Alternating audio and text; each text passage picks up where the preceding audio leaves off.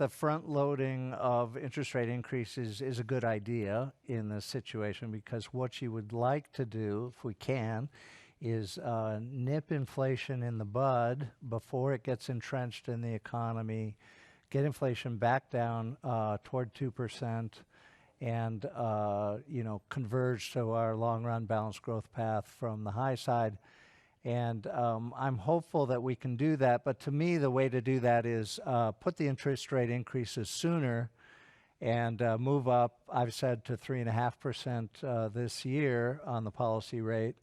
But then, if all goes according to plan, and you know as well as I do that things don't always go according to plan, but if all goes according to plan, inflation will start to come down. Some of that will be natural playing off of some of the supply constraints, but some of that will also be downward pressure coming directly from monetary policy.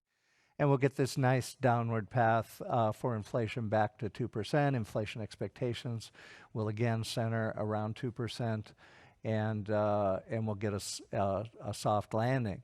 There are tremendous risks, of course, around that, and we understand that. But you got to take your best shot and see if we can get that to happen.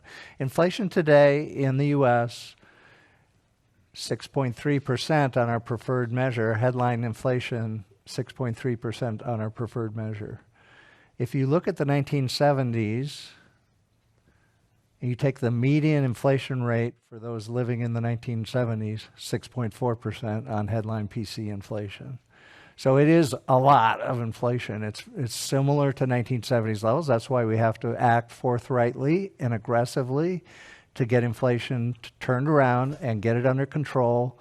If we don't do that, you could suffer a decade of high and variable inflation. And the other thing about the 1970s is that when you did have high and variable inflation, it wasn't just that, we're putting up with high and variable inflation. It was that the real economy was also volatile during this period.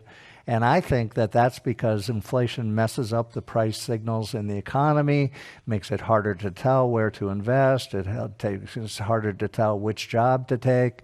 It's harder to tell which inputs to buy, because the price signals are not telling you precisely what the costs are going to be. So we don't want to get into that situation. We've been through that. We learned lessons through that. So front load today. Get inflation under control in short order, and get inflation back on a path toward 2%.